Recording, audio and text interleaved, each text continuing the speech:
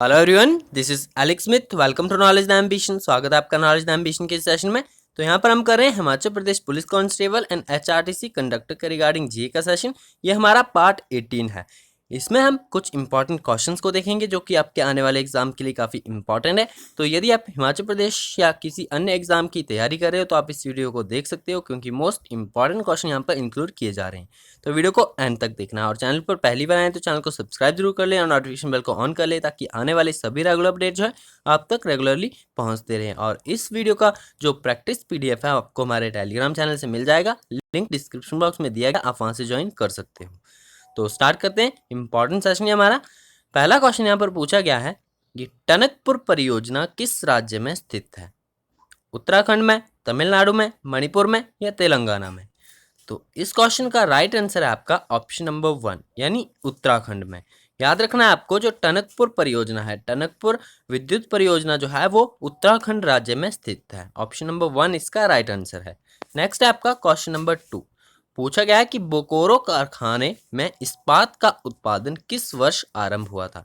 अब जो बोकारो इस्पात का कारखाना है, आपको पता होगा बोकारो, जमशेदपुर, भिलाई, ये सबसे पहले स्थापित किए गए कारखाने हैं और उद्योग संयंत्र है। तो आपको बताना है कि बोकारो कारखाने में इस्पात का उत्पादन किस वर्ष प्रारंभ हुआ था? 1972 में, 1974 में, 1980 में या 1981 में? तो इसका राइट आंसर है आपका ऑप्शन नंबर बी यानी 1974 में। 1974 में जो है बोकारो कारखाने में इस्पात का उत्पादन आरंभ हुआ था। नेक्स्ट है आपका क्वेश्चन नंबर 3। पूछा गया कि देश का पहला निजी क्षेत्र में कारखाना किस राज्य में स्थापित किया गया? निजी क्षेत्र, यहाँ पर जो निजी क्षेत्र में कारखाना स्थापित किया गया था किस राज्य में किया गया था? उत्तर प्रदेश में, कर्नाटक में, झारखंड में या राजस्थान में? तो इसका राइट आंसर है आपका ऑप्शन नंबर सी यानी झारखंड में। झारखंड में जो है देश का पहला निजी क्षेत्र में कारखाना स्थापित किया गया था। नेक्स्ट है आपका क्वेश्चन नंबर 4। पूछा गया कि कोयले से चलने वाला देश का सबसे पुराना इंजन कौन सा है? मोस्ट इंपॉर्टेंट है, आपको नाम याद होना चाहिए। पूछा गया है कोयले से चलने वाला देश का सबसे पुराना इंजन कौन सा है? हिल क्वीन, डेक्कन क्वीन, फेरी क्वीन? तो ये इसके नाम यहाँ पर दिए गए हैं, आपको बताना है कि सबसे पुराना कौन सा है। तो इसका राइट आंसर है आपका ऑप्शन नंबर डी यानी फेरी क्वीन। फेरी क्वीन नामक ये इंजन जो है देश का सबसे पुराना इंजन है। तो आपको याद रखना है ऑप्शन डी इसका राइट आंसर है। नेक्स्ट है आपका क्वेश्चन नंबर 5। पूछा गया कि जीरादेई नामक स्थान निम्न में से किससे संबंधित है? अब जीरादेई नामक स्थान जो है किससे संबंधित है? डॉक्टर राजेंद्र प्रसाद से, सुभाष चंद्र बोस से, विनोबा भावे से या इनमें से कोई नहीं? तो इस क्वेश्चन का राइट आंसर है आपका ऑप्शन नंबर 1 यानी डॉक्टर राजेंद्र प्रसाद से। जीरादेई नामक स्थान पर इनका जन्म हुआ था। ऑप्शन नंबर 1 इसका राइट आंसर है डॉक्टर राजेंद्र प्रसाद। और यहाँ पर जो दिया गया ऑप्शन नंबर 3 विनोबा भावे, तो विनोबा भावे से आपको याद रखना है जो पवनार नामक स्थान है वो विनोबा भावे से संबंधित है। और नेक्स्ट आपका सुभाष चंद्र बोस, तो सुभाष चंद्र बोस से संबंधित कौन सा स्थान है जो कि एग्जाम में पूछा जाता है? वो है आपका कटक। तो आपको ये सभी याद रखने हैं। डॉक्टर राजेंद्र प्रसाद से संबंधित स्थान कौन सा है? जीरादेई। और कटक की बात करें तो कटक सुभाष चंद्र बोस से संबंधित है। और इसके अलावा पवनार की बात करें तो पवनार आपका विनोबा भावे से संबंधित है, आपको ये याद रखना है। नेक्स्ट आपका क्वेश्चन नंबर 6। पूछा गया है कि निक्स ओलंपिया नामक जो ये पर्वत है, निक्स ओलंपिया कोलंबस पर्वत, ये किस ग्रह पर स्थित है? बुध पर, मंगल पर, पृथ्वी पर या फिर शनि पर?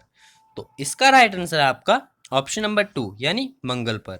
याद रखना है आपको निक्स ओलंपिया कोलंबस पर्वत, ये पर्वत जो है आपका मंगल ग्रह पर स्थित है, आपको ये याद रखना है। नेक्स्ट है आपका क्वेश्चन नंबर 7। पूछा गया कि चट्टानी मरुस्थल को सहारा क्षेत्र में किस नाम से जाना जाता है? अब जो चट्टानी मरुस्थल है सहारा क्षेत्र में, उसे किस नाम से जाना जाता है? मोजेब, टुंड्रा, हम्मादा या इनमें से कोई नहीं? तो इसका राइट आंसर है आपका ऑप्शन नंबर 3 यानी हम्मादा। जो आपके चट्टानी मरुस्थल है इन्हें सहारा क्षेत्र में कहा जाता है, हम्मादा। ऑप्शन नंबर 3 इसका राइट आंसर है। नेक्स्ट है आपका क्वेश्चन नंबर 8। पूछा गया कि ब्रिटिश संसद हेतु चुनाव लड़ने वाले पहले भारतीय कौन थे? गौतम काजी, सीके नायडू या फिर आपके लाल मोहन घोष? तो इसका राइट आंसर है आपका ऑप्शन नंबर 4 यानी लाल मोहन घोष जो थे वो ब्रिटिश संसद हेतु चुनाव लड़ने वाले पहले भारतीय थे, आपको याद रखना है। तो आपको याद रखना है लाल मोहन घोष जो थे वो ब्रिटिश संसद हेतु चुनाव लड़ने वाले पहले भारतीय व्यक्ति थे। ऑप्शन नंबर 4 इसका राइट आंसर है। नेक्स्ट है आपका क्वेश्चन नंबर 9, पूछा गया कि ऑरेंज बुक निम्न में से किस देश की सरकारी रिपोर्ट है। तो ऑरेंज बुक के नाम से जो है एक देश अपनी एक सरकारी रिपोर्ट निकालता है, तो उस देश का नाम क्या है? नीदरलैंड्स, यूएसए, जापान या भारत? तो इस क्वेश्चन का राइट आंसर है आपका ऑप्शन नंबर 1 यानी नीदरलैंड्स। नीदरलैंड्स की जो सरकारी रिपोर्ट है उसे कहा जाता है ऑरेंज बुक। ऑप्शन नंबर 1 इसका राइट आंसर है। नेक्स्ट है आपका क्वेश्चन नंबर 10, पूछा गया कि भारतीय राष्ट्रीय ध्वज को कब मान्यता मिली थी। 25 अगस्त 1947 को, 22 जुलाई 1947 को, 15 अप्रैल 1946 को या 2 नवंबर 1947 को? तो इस क्वेश्चन का राइट आंसर आपका ऑप्शन नंबर 2 यानी 22 जुलाई 1947 को जो है भारतीय राष्ट्रीय ध्वज को मान्यता मिली थी। इसमें हम और अन्य फैक्ट डिस्कस नहीं करेंगे क्योंकि 22 जुलाई 1947 की डेट आपको याद रखनी है। भारतीय राष्ट्रीय ध्वज को मान्यता मिली थी, इसको आपको ध्यान से पढ़ना है। नेक्स्ट है आपका क्वेश्चन नंबर 11, पूछा गया कि पीटीआई किस देश की समाचार एजेंसी है। तो पीटीआई नाम जो है आपका किस देश की समाचार एजेंसी आपको बताना है। नेपाल की, पाकिस्तान की, भारत की या इनमें से कोई नहीं? तो इस क्वेश्चन का राइट आंसर है आपका ऑप्शन नंबर 3 यानी भारत की। प्रेस ट्रस्ट ऑफ इंडिया के नाम से इसे जाना जाता है, शॉर्ट में पीटीआई बोलते हैं। तो प्रेस ट्रस्ट ऑफ इंडिया ये आपके भारत की समाचार एजेंसी है, आपको याद रखना है। ऑप्शन नंबर 3 इसका राइट आंसर है। नेक्स्ट है आपका क्वेश्चन नंबर 12, पूछा गया कि लोसांग उत्सव कहाँ पर मनाया जाता है। त्रिपुरा में, नागालैंड में, मणिपुर में या सिक्किम में? तो इस क्वेश्चन का राइट आंसर है आपका ऑप्शन नंबर 4 यानी सिक्किम में। लोसांग उत्सव जो है मुख्य रूप से सिक्किम में मनाया जाता है। ऑप्शन नंबर 4 इसका राइट आंसर है। नेक्स्ट है आपका क्वेश्चन नंबर 13, पूछा गया कि पहला फुटबॉल कप कहाँ पर आयोजित किया गया था। जो पहला फुटबॉल कप है वो कहाँ पर आयोजित किया गया था। उरुग्वे में, लंदन में, पेरिस में या इनमें से कोई नहीं? तो इस क्वेश्चन का राइट आंसर है आपका ऑप्शन नंबर 1 यानी उरुग्वे में। याद रखना आपको उरुग्वे में जो है पहला फुटबॉल कप आयोजित किया गया था। और यहाँ पर आपके फुटबॉल कप को हमने डिस्कस किया। उरुग्वे में पहला फुटबॉल कप जो है आयोजित किया गया था। डेट आपको याद रखनी है 1930 में। 1930 में उरुग्वे में जो है पहला फुटबॉल कप आयोजित किया गया था। और इसी के साथ आपको याद रखना है फीफा इंपॉर्टेंट हो जाता है। फुटबॉल की बात कर रहे हैं हम, तो फीफा का मुख्यालय कहाँ पर स्थित है? ये पेरिस में स्थित है। पेरिस आपका फ्रांस में पड़ता है। पेरिस में स्थित है फीफा का मुख्यालय। और पहला फुटबॉल कप आयोजित किया गया था 1930 में उरुग्वे में। तो आपको ये याद रखना है। नेक्स्ट है आपका क्वेश्चन नंबर 14, पूछा गया कि हिस्ट्रोलॉजी शब्द का सर्वप्रथम प्रयोग जो है वो किसने किया था। अब हिस्ट्रोलॉजी शब्द आपने सुना होगा, तो इसका सर्वप्रथम उपयोग जो है यानी प्रयोग जो है किसने किया था। अरस्तु ने, मेयर ने या फिर जोहानसन ने? तो इस क्वेश्चन का राइट आंसर है आपका ऑप्शन नंबर 2 यानी मेयर के द्वारा जो है हिस्ट्रोलॉजी शब्द का सर्वप्रथम प्रयोग किया गया था। ऑप्शन नंबर 2 इसका राइट आंसर है। नेक्स्ट है आपका क्वेश्चन नंबर 15, पूछा गया कि पायरिया शरीर के किस भाग को प्रभावित करता है। श्वसन तंत्र को, लीवर को, दांतों को या घुटनों को? तो इस क्वेश्चन का राइट आंसर है आपका ऑप्शन नंबर 3 यानी दांतों को। पायरिया की जो बीमारी है वो मुख्य रूप से दांतों में देखने को मिलती है, तो दांतों को प्रभावित करता है पायरिया, आपको याद रखना है। ऑप्शन नंबर 3 आंसर है।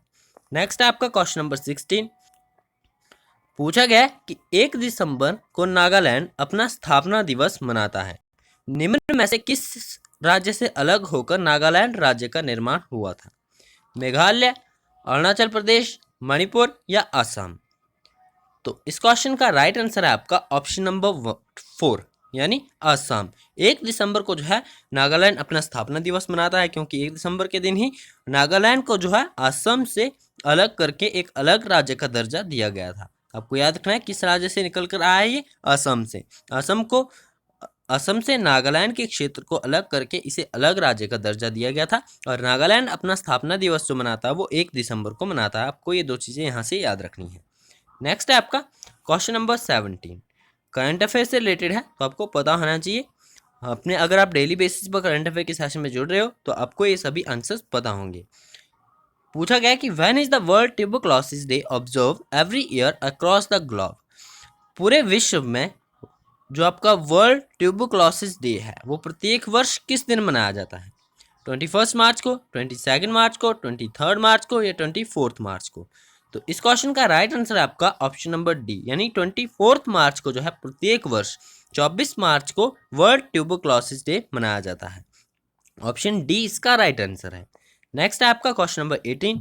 पूछा गया कि उस कंपनी का नाम बताइए जो कोविड-19 के लिए डायग्नोस्टिक टेस्ट किट बनाने वाली पहली भारतीय फर्म बनी थी।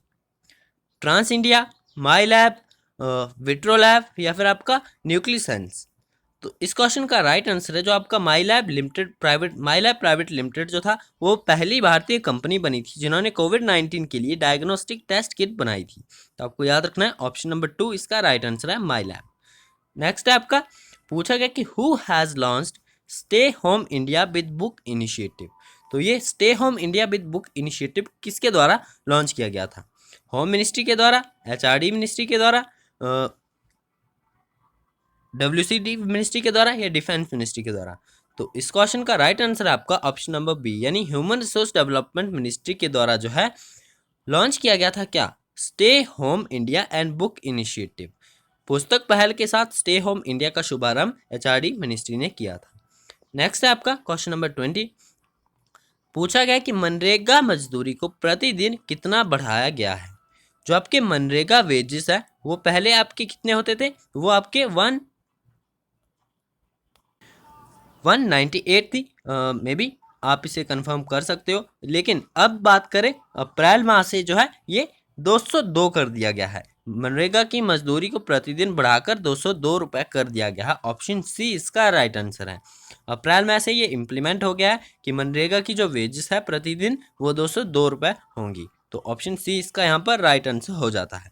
तो ये थे हमारे आज के कुछ मोस्ट इम्पॉर्टेंट क्वेश्चंस जो आपके आने वाले एग्जाम के लिए काफ़ी इंपॉर्टेंट है। आई होप आपको वीडियो पसंद आया होगा। अगर वीडियो पसंद आए तो वीडियो को लाइक ज़रूर करना है, अपने फ्रेंड्स के साथ शेयर जरूर करना है और चैनल पर पहली बार आए तो चैनल को सब्सक्राइब जरूर कर ले और नोटिफिकेशन बेल को ऑन कर लें ताकि आने वाले सभी रेगुलर अपडेट्स आप तक रेगुलरली पहुंचते रहें।